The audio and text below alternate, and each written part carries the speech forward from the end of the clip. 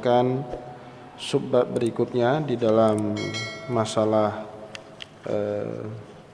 ahkamul wat'i, ya, hukum-hukum yang berkaitan dengan hubungan suami dan istri, tapi ada subbab di situ tentang ijhad. Ya, ijhad ini makna atau bahasa Arab kontemporer, ya. Kalau dalam bahasa Arab klasik biasanya disebut dengan isqatul janin. Ya, dalam kitab fikih klasik biasanya digunakan istilah isqatul janin, menggugurkan janin atau bayi yang ada di dalam kandungan seorang perempuan. Bahasa modernnya dalam bahasa Arab kontemporer disebut dengan ijhad. Sama seperti bahasa Indonesia kita menyebutnya sekarang dengan aborsi. Ya, jadi ijhad itu kita terjemahkan dengan istilah kontemporer aborsi. Nah, insyaallah di malam yang berbahagia ini kita akan membahas dari sudut pandang Islam tentang aborsi itu seperti apa. Syekh Wabazwali memulai pembahasan ini dengan menulis ittafaqal ulama'u ala tahrimil ijhad. Dasar awalnya para ulama sepakat untuk mengharamkan hukum aborsi atau menggugurkan seorang janin, ya, duna uzrin, tanpa ada uzur. Ya, itu catatannya seperti itu prinsipnya seperti itu. Jadi ijhad atau aborsi itu hukum dasarnya haram, tidak boleh. Ya, duna uzrin, tanpa ada uzur. Nanti kita akan membahas uzur seperti apa-apa saja yang kemudian sebagian ulama, walaupun sebagian yang lain tidak membenarkan, ada sebagian ulama membenarkannya. Dan uzur di sini dikaitkan dengan suatu masa ba'da syahrir rabi, ya, yaitu setelah bulan yang keempat. Ya, jadi seorang perempuan mengandung masuk bulan keempat, setelah itu pada saat itulah sepakat para ulama tidak boleh lagi menggugurkan seorang janin atau melakukan aborsi tanpa ada uzur syar'i. Ya, kalau sudah melampaui usia bulan yang keempat, ba'da, ya di sini ditulis bahkan mi'ah wa ishrina yauman, setelah 120 hari, ya 4 bulan itu atau bulan keempat kan setelah 120 hari. Karena dalam Al-Quran maupun dalam hadis Rasul ada hitung-hitungan setelah 120 hari bayi itu baru bernyawa. Hitung-hitungannya seperti itu. Dan saya kira apa yang dijelaskan dalam Al-Quran maupun hadis itu sesuai dengan ilmu ilmu SPOG sekarang, ya, dengan ilmu kedokteran sekarang. Sesuai, tidak ada bertentangan. Penemuan-penemuan ilmu kandungan modern juga sama seperti keterangan yang diberikan dalam Al-Quran. Saya mau mengutip misalnya dalam Al-Quran Allah mengatakan dalam surah Al-Hajj ayat 5, ya ayuhan nas in kuntum fi raibim minal ba'thi fa inna khalaqnakum min nutfatin summa min alaqatin summa min mudghatin mukhallaqatin wa ghairi mukhallaqatin linubayyina lakum. Tetapi dalam ayat tadi Allah Subhanahu wa taala tidak menyebut bilangan waktunya. Cuman Allah menjelaskan fase-fase bagi orang yang meragukan kemampuan Allah untuk menciptakan manusia dalam fase-fase tersebut. Maka ayatnya dimulai dengan sapaan kepada manusia secara umum, tidak hanya orang beriman, semua. Maka Allah menggunakan kata khitab, lafdzul khitab, ya ayuhan nas, wahai manusia, in kuntum fi raibim minal ba'thi, jika kalian ragu saya mampu membangkitkan kalian kelak di hari kiamat, ketahuilah saya yang menciptakan kalian dengan fase-fase itu. Inna khalaqnakum min nutfah, saya menciptakan kalian dari setetes sperma, nutfah, ya, kalau dalam bahasa kedokteran disebut dengan spermatozoid, ya. Summa yakunu alaqah, kemudian dari sperma itu menjadi gumpalan darah, ya, yang disebut dengan zigot itu. Summa yakunu mudghah, dari segumpalan darah itu menjadi gumpalan daging yang membalut tulang, itu namanya mudghah dalam bahasa Arab. Mukhallaqatin wa ghairi mukhallaqah, mudghah itu ada dua, sempurna bentuknya, ada juga yang tidak sempurna. Maka Bapak Ibu, ada bayi yang lahir sempurna, fisiknya sempurna, semuanya lengkap, jarinya 5 di kanan, 5 di kiri, telinganya ada 1 di kanan, ada 1 di kiri, itu kerjaannya Allah. Tapi juga ada bayi lahir, mohon maaf, jarinya kurang 1 di kanan, 4, itu juga kerjaannya Allah. Maka di penghujung ayat tadi, linubayyina lakum, untuk menjelaskan kepada kalian kekuasaan Allah Subhanahu wa taala. Maka dalam konteks penciptaan kita dilarang betul untuk mengejek orang lain, merendahkan orang lain dari segi fisik, karena itu tidak punya campur tangan manusia. Kalau kita bisa, Bapak Ibu, semua kita berharap anak kita itu dalam keadaan sempurna, kan gitu. Tapi itu kerjaannya Allah. Maka dalam konteks khalqun, Allah selalu menyebut hadza khalqullah, ini adalah ciptaanku. Jangan kalian ejek-ejek, ya, tidak boleh dihina, tidak boleh dicaci maki. Tetapi mengenai perangai, budi pekerti, khuluq namanya, ya, jamaknya akhlak, ya, itu boleh kita nanya, kita kritik orang. Bapak kamu ulama, kok kamu kayak anak penjahat, akhlak kamu bejat betul, nah, itu boleh kita kritik, ya, kalau berkaitan dengan khuluq atau akhlak, ya, karena itu pilihan kita mau jadi orang baik, bisa jadi baik, mau jadi orang bejat pun bisa. Itu semua diberikan hak ikhtiarnya kepada kita oleh Allah. Oleh karena kita punya hak merdeka untuk memilih itu, kita dimintai kelak pertanggungjawabannya oleh Allah Subhanahu wa taala terhadap apapun yang jadi pilihan kita. Itu mengenai khuluq atau akhlak. Tapi penciptaan bawaan lahir kita tidak punya hak pilih. Ya, kalau saya bisa pilih, mungkin saya minta kulitnya putih, ya kan, hidung saya mancung kayak Habib itu. Ya, tapi saya tidak punya hak pilih, ya akhirnya seperti inilah wujud saya. Maka tidak boleh dihina. Ya, seperti ini juga ciptaan Allah, tidak boleh dihina itu. Baik. Tapi dalam ayat itu nggak ada hitung-hitungan harinya. Yang paling jelas itu kalau Bapak Ibu baca hadis Muslim. Hadis diriwayatkan oleh Abdullah bin Mas'ud radhiyallahu anhu. Beliau berkata, Rasulullah bersabda, "Inna ahadakum yujma'u khalqahu fi batni ummihi arba'ina yawman nutfatan." Kalian itu diciptakan oleh oleh Allah Subhanahu wa taala di dalam rahim ibu kalian 40 hari dalam bentuk spermatozoid, nutfah. Sama kan, urutannya sama dengan ayat Al-Qur'an tadi. Nutfah, alaqah, mudghah, sama juga dalam hadis sama. Ya, summa yakunu alaqatan misla zalik. 40 hari kedua menjadi alaqah, gumpalan darah. Summa yakunu mudghatan misla zalik. 40 yang ketiga menjadi gumpalan daging yang membungkus tulang.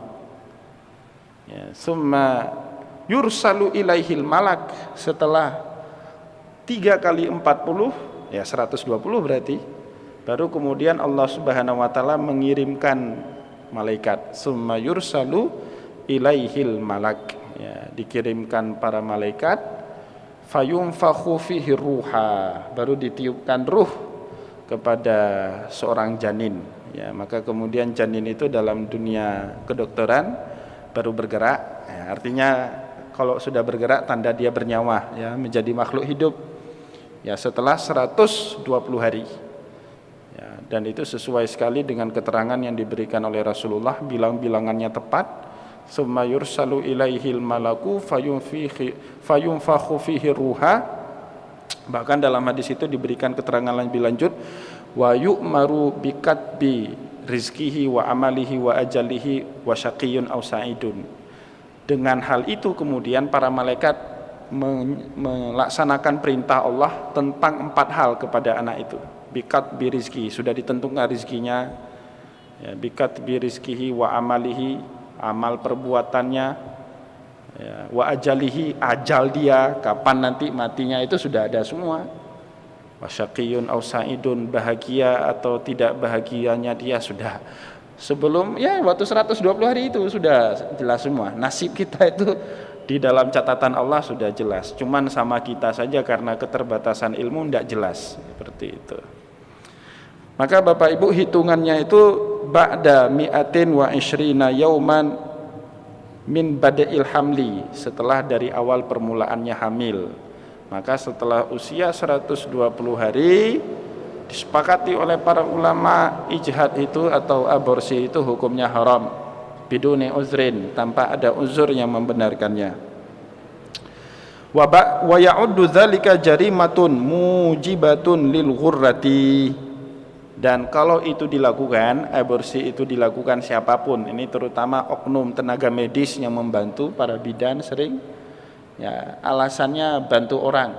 Bantu orang itu boleh, baik, dalam agama itu dianjurkan, wa ta'awanu 'alal birri wa taqwa wa la ta'awanu 'alal ismi wal udwan.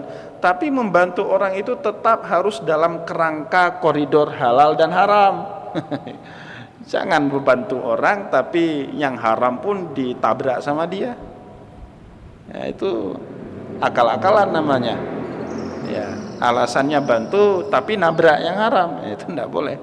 Kan banyak sekarang bidan itu, kenapa kok ibu bidan bantu padahal ibu bidannya bagus, berjilbab panjang misalnya, ya, tanda orang religius, ya, tapi kita tanya kenapa ibu bidan bantu ini orang aborsi, saya hanya niatnya bantu.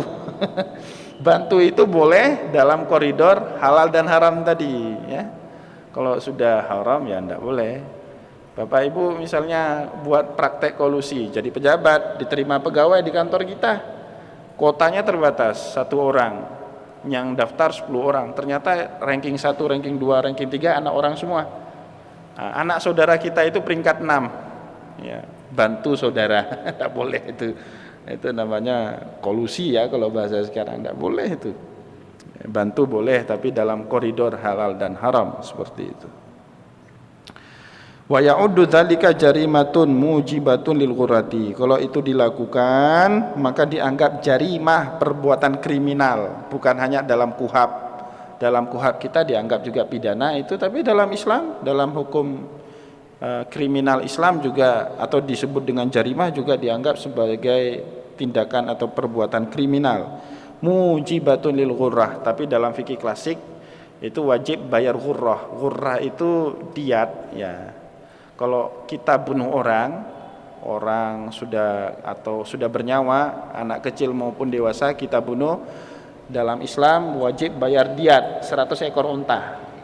Itu Bapak Ibu kalau perhatikan berita di Saudi Arabia sekarang, kan banyak itu TKI, TKW kita bunuh majikan, kemudian dipenjara sambil menunggu eksekusi kisos. Tapi kemudian biasanya pemerintah Indonesia itu buat langkah-langkah diplomasi. Ya, kalau langkah-langkah diplomasinya berhasil, biasanya hukum Saudi Arabia itu akan membebaskan TKI yang terhukum ini, akan membebaskan, tapi dengan syarat. Pertama, dimaafkan oleh keluarga yang terbunuh. Yang kedua, keluarga terbunuh berhak menerima diat. Nah, namanya diat. Dan diat itu 100 ekor onta. Kalau diat itu 100 ekor onta atau seharga dengan 100 ekor onta. Biasanya yang bayar itu KBRI, pemerintah Indonesia yang bayar. Biasanya seperti itu kalau di Saudi Arabia. Tapi kalau ghurrah, di sini disebut ghurrah, itu 5% dari 100. Berarti berapa? 5 ekor. Ya, kalau kita mengaborsi janin, ya, janin yang sudah 120 hari, artinya dia sudah awal-awal bernyawa, maka dalam fikih klasik mujibatun lil ghurrati, wajib bagi dia untuk membayar ghurrah. Ghurrah itu 5% dari 100 ekor onta. Kalau 100 ekor onta itu namanya diat. Tapi kalau hanya 5 ekor, karena 5% itu namanya ghurrah. Ya, itu bahasa fikih klasiknya seperti itu. Ya, tentu hukum ini tidak ada lagi legitimasinya sekarang, ya, karena Indonesia tidak menerapkan hukum Islam. Apalagi di Aceh walaupun menerapkan syariat Islam tapi belum mengatur hal-hal seperti itu. Ya, baru sekedar berapa ya hukum. Hanya ada 14 jarimah yang diatur, ya, khalwan, yang ringan-ringan, ya. Yang besar-besarnya belum diatur, ya, dalam hukum syariat Islam di Aceh. Li'annahu izhaqu nafsi wa qatlu insanin, karena yang seperti itu dianggap menghilangkan nyawa, izhaqu nafsi wa qatlu insan, dan membunuh manusia. Janin itu sudah bisa disebut sah sebagai manusia setelah 120 hari. Itu yang pertama, ya. Wa arjaha adamu jawazil ijhad bimujarradi bada'il hamli. Ya, tetapi pendapat yang kuat, ya, kata beliau di sini, adamu jawaz, tidak boleh juga al ijhad, melakukan aborsi bimujarradi bada'il hamli, semata-mata baru mulai hamil, belum masuk 120 hari. Benar, bayi itu belum bergerak, benar, bayi itu belum bernyawa. Lantas apakah karena dia belum bernyawa, karena dia belum bergerak, belum sampai 120 hari, kita punya pandangan boleh diaborsi anak itu? Kata Syekh Wabazweli, menurut pandangan yang arjah, yang kuat, ya, yang banyak sekali disokong oleh argumentasi dari dalil oleh para ulama, tidak boleh hukumnya. Ijhad itu tidak boleh, meskipun belum sampai 120. Tapi di sini tentu ada perbedaan, beda dengan tadi. Kalau yang pertama tadi ittafaqal fuqaha, ittafaqal ulama, sepakat para ulama tidak boleh, ya, apapun sebabnya, kecuali dengan unsur yang sangat sempit. Contohnya nanti dijelaskan di sini. Contoh unsur yang sangat sempit itu jika seorang ibu memaksakan diri melahirkan seorang bayi itu membahayakan nyawa si ibu. Ya, dalam fikih ibu itu hukmul asli, hukum asal. Sedangkan si anak itu hukmul far'i, cabang. Di anak itu kan ada karena adanya si ibu. Ya, tanpa ada ibu tidak ada anak. Lam yatahaqqaqu hayatahu, dalam bahasa fikih seperti itu. Belum tentu pasti dia hidup, ya kan? Lahir boleh jadi mati. Tapi si ibu ini sudah hidup nih. Sudah hidup, usianya sudah 20 atau 30. Masa anak diprioritaskan dibandingkan ibu? Tidak betul itu. Ibunya lebih diprioritaskan dibandingkan anak. Ini jadi bahan Bapak Ibu semua. Jika kita punya istri melahirkan, kemudian dokter mengatakan harus ngambil tindakan medis, nggak bisa dengan normal. Kalau bahasa Acehnya, anu tebit dari jendela. Sekarang saya baru tahu ada dua istilah. Na anemit tebit dari pintu, na anemit tebit dari tingkap. Kalau anemit tebit dari pintu, lahir normal. Saya bingung juga kemarin itu, apa maksudnya? Oh ternyata itu tebit dari tingkap karena operasi sesar seperti itu. Nah, jadi harus diambil tindakan medis. Ya, setelah lewat sudah 9 bulan ambil tindakan medis. Ternyata ambil tindakan medis pun ada risiko. Ya, kemudian dokter yang membedah kasih tahu kita sebagai suami, Pak, ini gimana kalau anaknya dilahirkan si ibunya terancam, tapi kalau anaknya dicukupkan, dimatikan di sini, ibunya selamat. Ya biasanya dokter kan minta kita tanda tangan itu kan, suami sebagai suami minta tanda tangan. Itu seorang suami dalam fikih wajib memilih nyawa istri dibandingkan nyawa si anak. Wajib hukumnya Bapak Ibu. Kenapa? Si istri itu hukum asal. Nyawanya, hidupnya dia itu sudah pasti, sedangkan si anak belum pasti, lahirnya pun belum tentu selamat, itu kan. Maka suami wajib memilih si istri dibandingkan si anak. Jangan pula ketika itu suami punya pikiran nakal, nah, saya punya simpanan itu biar aja cepat habis. Wah, itu suami kurang ajar itu. Nah, ini suami nakal itu. Ya, jangan sampai seperti itu lah. Nauzubillah min zalik, ya. Nah, ini dibahasakan di sini li subutil hayati, ya.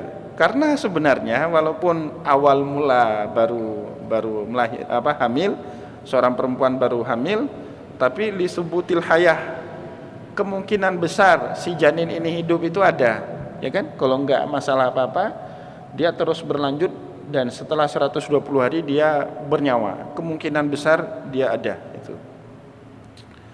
Wa ba'da takawwanal janin illa li daruratin, wa bad'i takawwanal janin, dan setelah terbentuknya janin, ya, jadi yang namanya janin itu semata-mata sudah bentuk nutfah itu Bapak Ibu, dia sudah janin, disebut janin. Dalam bahasa Arab disebut janin itu asal katanya janna ya junnu, atau ya janna ya junnu, kalau saya nggak salah saraf. Janna ya junnu itu maknanya yang tertutup. Malam itu dalam Al-Quran ditutup sehingga enggak nampak sinar matahari. Dalam surat Al-A'raf Allah menyebutnya falamma janna alaihi lailu ra'al kaukabah. Ketika malam datang, malam itu menutup sinar matahari di pagi hari, Nabiullah Ibrahim melihat bintang di langit, ya. Falamma janna alaihi lailu ra'a kaukaba, sampai Ibrahim kemudian ngomong, qala hadza rabbi, ini adalah Tuhan saya, walaupun kemudian terkoreksi. Nah, orang yang gila, ndak waras, dalam bahasa Arabnya majnun, karena akal sehatnya tertutupi sehingga nggak bisa berpikir jernih, maka dia disebut dengan majnun, tertutupi akal sehatnya. Makhluk halus, tidak kasat mata, tidak bisa dilihat oleh mata kepala manusia, disebut dengan jin. Ya, begitu juga seorang bayi yang ada dalam rahim perempuan itu disebut dengan janin, ya, karena tertutupi, dia disebut dengan janin. Tidak boleh itu dilakukan illa li daruratin, kecuali karena darurah. Di sini diberikan contoh kamaradin aidhalin, seperti penyakit yang terus menerus, ya, ada perempuan-perempuan tertentu dia bawaannya kalau hamil itu wah repot, pokoknya nggak bisa kemana-mana, total bed rest kalau istilah sekarang itu, harus istirahat total, di atas kasur lagi istirahatnya, bangun saja nggak bisa, kalau mau ke kamar kecil pun harus pakai kursi roda. Ini kan sangat memudaratkan seorang perempuan. Lah suaminya mohon maaf tidak sengaja berhubungan dengan istri, lupa untuk azal, ya, kalau Islam itu namanya azal, ya. Kalau bahasa KB sekarang kontrasepsi, lupa dia itu, ya akhirnya jadi, ya, tapi istrinya itu punya kekurangan tadi. Kalau sudah mengandung, hamil, itu lemas, bawaannya muntah-muntah, itu dibenarkan. Ya, di sini disebut kamaratin idhalin, ya. Au sara kasulli, ya, atau ya kasulli, au sara kasulli, atau karena seperti penyakit diabetes, ya, yang berbahaya kalau terjadi pendarahan, ya, berbahaya, ya, penyakit diabetes itu kalau terjadi pendarahan. Au sartan, kanker, perempuan ada kanker, apalagi kalau kanker rahim, ya, biasanya sangat berbahaya bagi seorang perempuan. Atau bahkan juga kanker payudara, ya, si anak ini tidak punya hak, tidak bisa menyusui, ya, dari ibunya, jadi berbahaya juga. Au uzrin, atau karena uzur-uzur yang lain, ka'ayyang qati'a labanul mar'ah. Nah, seperti contoh unsur yang lain itu, perempuan itu enggak teratur susunya, ASI-nya itu enggak teratur. Ba'da tuhuril hamli, setelah nampak tanda-tanda dia akan punya seorang anak, ya, ini dibenarkan untuk diaborsi, ya. Walaysa li abihi ma yustajaru adh-dhi'ru atau al-murdi, sedangkan suaminya atau bapak si perempuan itu tidak punya nafkah yustajar untuk menyewa al-murdi, wanita yang menyusui calon bayinya. Jadi kalau ada uang, kalau dulu di dalam tradisi orang Arab ada namanya ibu sesusuan. Kayak Rasulullah punya 2 orang wanita yang pernah menyusui Rasulullah, ya, dalam pengajian di Masjid Oman kita sudah jelaskan, ada seorang budak perempuan mirip Abu Lahab namanya Suwaibah, kedua Halimatus Sa'diyah. 2 orang wanita ini menjadi ibu yang pernah menyusui Rasulullah sallallahu alaihi wasallam. Dari tradisi orang Arab dulu, ketika lahir langsung disusui oleh orang lain. Maka dalam Al-Qur'an mengakomodasi namanya hukum wanita-wanita yang diharamkan untuk kita nikahi, salah satunya adalah wa ummahatukumul lati arda'nakum, seorang perempuan ibu yang pernah menyusui kita, wa akhawatukum minar radha'ah. Begitu juga saudari sesusuan kita. Rasulullah itu punya saudari sesusuan namanya Syaima. Syaima itu putrinya Halimatus Sa'diyah. Jadi tuaan dia sekitar 4-5 tahun dari Rasulullah. Ketika Rasulullah di bawah asuhan Halimatus Sa'diyah, termasuk yang merawat Rasulullah Syaima. Syaima itu dilarang untuk dinikahi oleh Rasulullah. Nah, tapi dalam dunia modern nggak ada lagi, Bapak Ibu. Orang Arab pun sekarang nggak ada lagi. Ya, saya di Mesir nggak ada. Saya tanya itu, ada nggak tradisi menyusui sama orang lain? Nggak ada lagi di Mesir.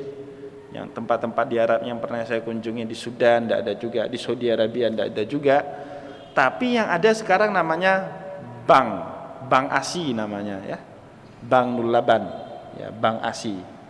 Jadi bank ASI itu gini, perempuan, mohon maaf, perempuan yang banyak stok ASI-nya. Kadang-kadang kan perempuan itu ada yang susah ASI-nya, ada yang banyak berlebihan, bahkan sering tumpah, macam-macam. Karakter perempuan itu macam-macam. Nah, mereka yang kelebihan ASI ini biasanya nampung, kemudian dia jual atau dia donasikan ke rumah sakit tertentu, ya. Dan kemudian pihak rumah sakit itu memberi ya upah atau apa kepada orang yang telah mendonasikan susunya itu, ASI-nya itu. Kemudian ditaruhkan ke dalam mesin pendingin, ya, ke dalam lemari pendingin, diatur sehingga susunya itu awet. Dan itu biasanya diberikan kepada anak-anak urban, ya, anak-anak urban kan kedua orang tuanya kerja, bapaknya kerja, ibunya kerja, biasanya anaknya tinggal sama pembantu, kerjanya jauh lagi dari rumah. Ketika lunch atau makan siang tidak sempat balik ke rumah untuk menyusui anaknya. Maka biasanya dalam konteks seperti ini orang-orang urban itu, masyarakat urban di kota-kota besar. Kalau di Aceh saya yakin belum ya, nampaknya belum di Aceh. Tapi kalau di Jakarta sudah ada itu Bapak Ibu. Di Jakarta, di Medan atau bahkan sudah ada itu Bank ASI itu. Ya, di Medan atau di Surabaya, di kota-kota besar itu sudah ada. Di Mesir, di Kairo tahun 2004 waktu saya di Mesir sudah ada itu praktek Bank ASI, bahkan termasuk isu kontemporer yang hangat sekali dibahas. Kami punya mata kuliah namanya Fiqhul Mu'asirah, fikih kontemporer. Salah satu subbab yang paling hangat dibicarakan di dalam buku-buku fikih kontemporer itu tentang Bank ASI. Hukumnya seperti apa? Boleh apa enggak? Nah, di situ dijelaskan intinya boleh dengan catatan. Catatannya salah satunya harus jelas siapa ibu yang mendonasikannya. Karena hukumnya tetap berlaku Bapak Ibu. Hukumnya tetap berlaku kalau kita kasih anak kita dengan ASI seorang perempuan, maka perempuan itu dan anak-anaknya dilarang untuk dinikahi oleh anak kita. Itu hukumnya tetap. Ahkamul murdiah itu tetap berlaku.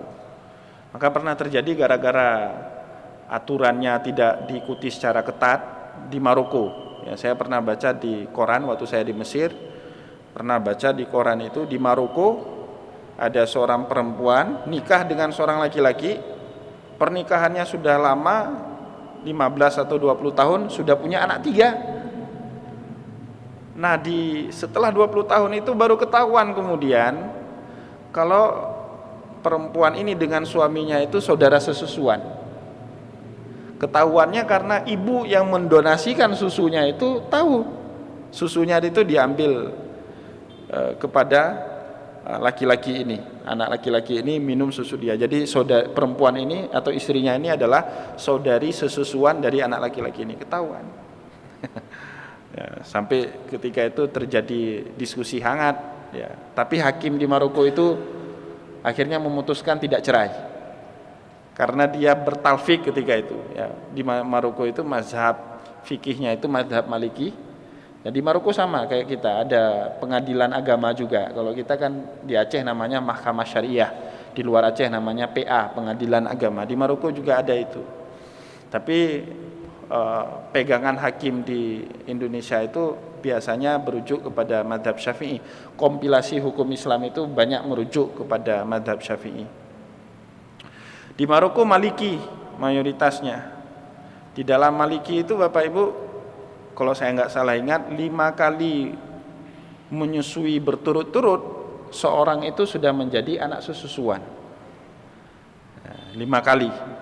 Akhirnya hakimnya bertalfik, cari hukum fikih yang lain. Ternyata ditemukan dalam mazhab yang lain ada yang mensyaratkan harus sampai 2 tahun, haulaini kamilain. Karena kata Al-Quran gitu kan, wal walidatu yurdi'na auladahunna haulaini kamilaini liman aroda ayutimma roda'ah. Seorang wanita itu hendaknya menyusui anaknya itu selama 2 tahun sempurna. Itu kan gitu. Jadi dalam mazhab fikih yang lain, saya lupa mazhabnya apa, itu dikatakan seorang itu baru sah menjadi ibu susuan orang lain sehingga berlaku hukum-hukum menyusui itu kalau dia telah menyusui 2 tahun sempurna. Kalau hanya 1 bulan, 2 bulan atau 1 tahun belum.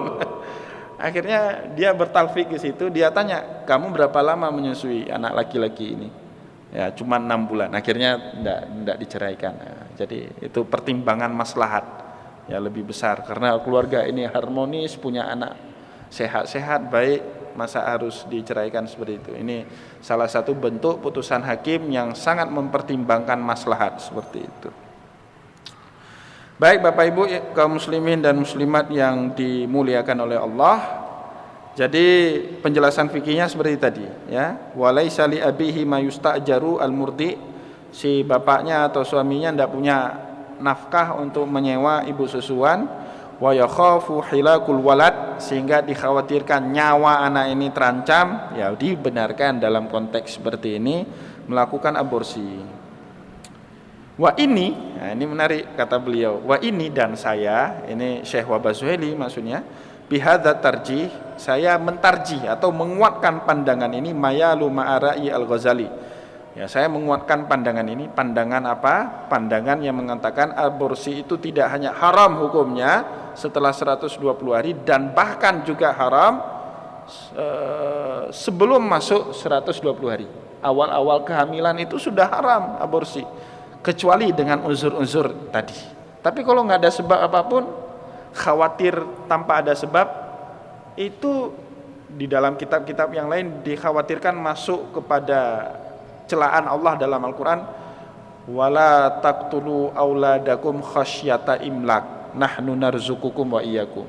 Orang yang beriman, jangan kalian bunuh, la taqtulu auladakum khasyata imlak, jangan kamu bunuh anak kamu karena takut kurang nafkah. Jadi kalau alasannya gini, saya punya anak sudah 2 atau 3, ini tiba-tiba mau lahir lagi, padahal setelah usia dengan abangnya itu cuma 1 tahun atau 2 tahun, udah 4 anaknya, kerja belum jelas, ini gimana nanti nafkahnya? Ini kalau punya pikiran seperti itu, Bapak Ibu sama saja mikir Allah Subhanahu Wa Taala nanti bangkrut, nggak sanggup kasih nafkah anak kita yang keempat ini. Nah, itu dikritik benar sama Allah. Wala taqtulu auladakum khasyata imlak, kata Allah. Janganlah kamu bunuh anak kamu karena kamu takut tidak sanggup menafkahinya. Allah mempertegas di akhir ayat itu, nahnu narzukukum wa iyyakum, kami yang memberikan kalian rezeki dan juga anak-anak kalian. Ya, itu. Maka kemudian aborsi karena punya pikiran seperti ini haram bi ijma'il fuqaha, sepakat ulama mengharamkannya. Ini kan sering terjadi di kota-kota besar, sering Bapak Ibu. Kenapa aborsi? Tidak punya nafkah. Jangan punya pandangan seperti itu ya. Itu tidak boleh dalam Islam kalau itu alasannya. Maka kata Imam Wahbah Zuhaili, wa ini bihadza tarjih, ya, saya menguatkan pandangan ini mayalu ma'ara'i al-Ghazali, dan pandangan saya ini cenderung selaras serasi dengan pandangannya Imam Al-Ghazali. Nah, ini sekaligus memperkuat apa yang saya bilang pada beberapa pertemuan yang lalu. Benar, Imam Al-Ghazali termasuk ulama yang tidak menikah. Ada ulama ngarang kitab namanya Al-Ulama Ul-Uzzab, para ulama bujang. Lebih kurang ada 800-an ulama besar, bukan ulama lokal, ulama yang dikenal di seluruh antero dunia Islam.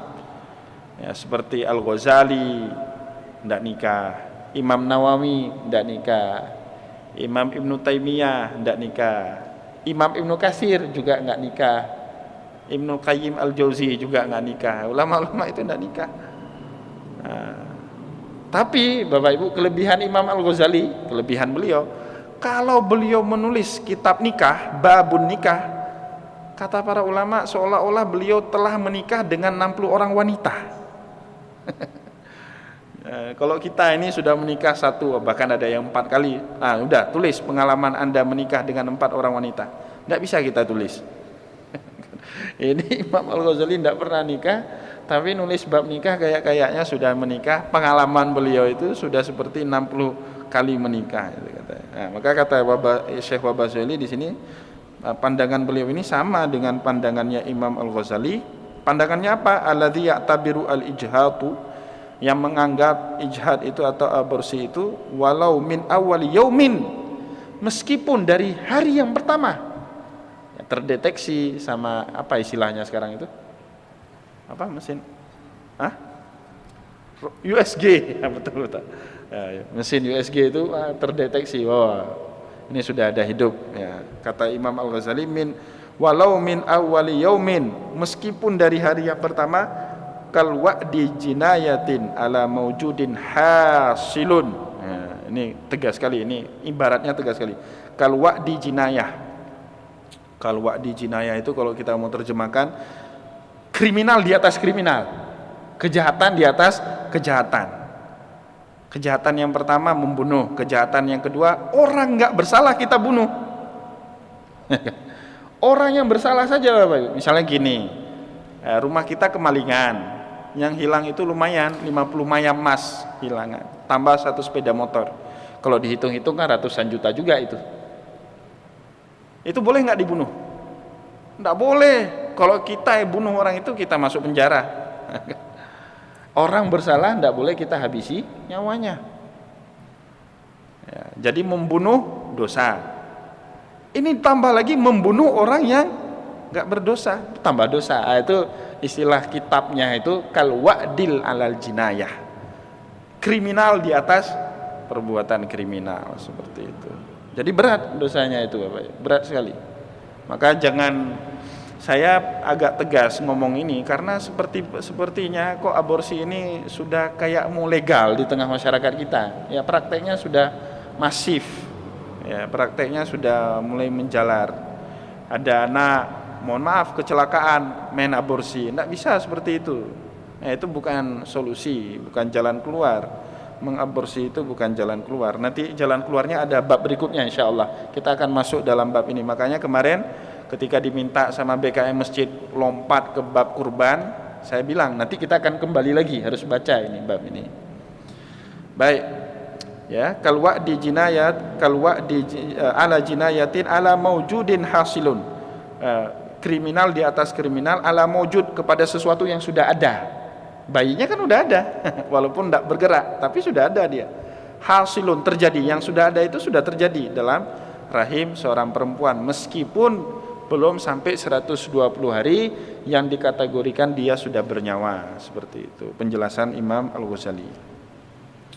Nah, kemudian di dalam kitab fikih ini dibahas banyak mazhab. Kalau Bapak Ibu perhatikan teks yang sudah saya share dalam grup itu, di halaman 2647 itu ada mazhab Hanafi, ada mazhab Maliki. Kita loncat, kita tidak baca mazhab yang lain di luar Syafi'i, kita loncat ke halaman berikutnya langsung ke mazhab Syafi'i. Poin 3, mazhab Syafi'iyati yubahul ijhad ma'al qarahati. Ya, dalam kondisi apa boleh hukumnya aborsi dalam mazhab Syafi'i? Tentu ma'al qarahah, dengan makruh. Boleh tapi makruh, kena serempet makruh. Definisi makruh sekali lagi maknanya adalah ma yusabu ala tarkih, diberikan pahala kalau ditinggalkan, wala yu'aqibu ala fi'lih, tapi enggak apa-apalah kalau dikerjakan, seperti itu ya. Idza tamma fi fatratil arba'ina yauman, ketika sudah mulai masuk hari ke-40 ya. Berarti setelah masa spermatozoid tadi, nutfah ya. Di sini dikasih contoh 40 au 42 atau 42 atau 45, hari ke-45 min bada'il hamli, dari awal mula seorang itu hamil, bi syarti kaunihi bi ridha zaujain. Satu syaratnya, pertama harus saling ridha suami dan istri. Suami istri harus ridha. Ini biasanya jarang aborsi suami istri. Yang sering aborsi itu kecelakaan. Ya, married by accident. Itu sering aborsi. Itu kalau dilakukan aborsi sama tadi, kal wa'di alal jinayah. Kriminal di atas kriminal, di atas kriminal sekali lagi. Pertama, kriminal pertama membunuh, kriminal kedua yang dibunuh tidak berdosa, kriminal ketiga berzina, hasil berzina yang merupakan sebab dia punya anak. Ada 3 kriminalnya itu. Nah, kalau by accident seperti itu ya. Tapi kalau karena hubungan sah, syarat pertama birida zaujain, ada ridha suami dan istri. Suami ridha, istri enggak ridha, enggak boleh ya. Yang berikutnya, wa alla yataratabu ala dzalika dhararu bil hamili. Kalau diaborsi itu tidak menyebabkan wanita ini menimbulkan kemudaratan bagi kesehatannya. Ya, kalau diaborsi menimbulkan kesehatan tidak boleh. Baik. Kemudian wa ba'da fatratil arba'in. Ya, setelah masa 40 hari itu yuhramul isqatu mutlaqan, tidak boleh lagi karena sudah berbentuk alasannya. Ya, alaqah itu kan sudah berbentuk ada darah. Setelah itu mutqah, daging, tulang belulang. Jadi batasan yang dibenarkan dengan makruh kalau belum lewat 45 hari. Setelah itu tidak boleh lagi. Itu dalam mazhab Syafi'i seperti itu. Baik Bapak Ibu kaum muslimin dan muslimat yang dimuliakan oleh Allah, insyaallah akan kita lanjutkan kembali pembahasan kita pada pertemuan yang akan datang. Semoga apa yang kita sampaikan di malam yang berbahagia ini ada manfaatnya bagi kita semua. Saya mohon maaf jika ada kesilapan kata. Wallahu muwaffiq ila aqwamit thariq wa nasrun minallah fatun karim. Assalamualaikum warahmatullahi wabarakatuh.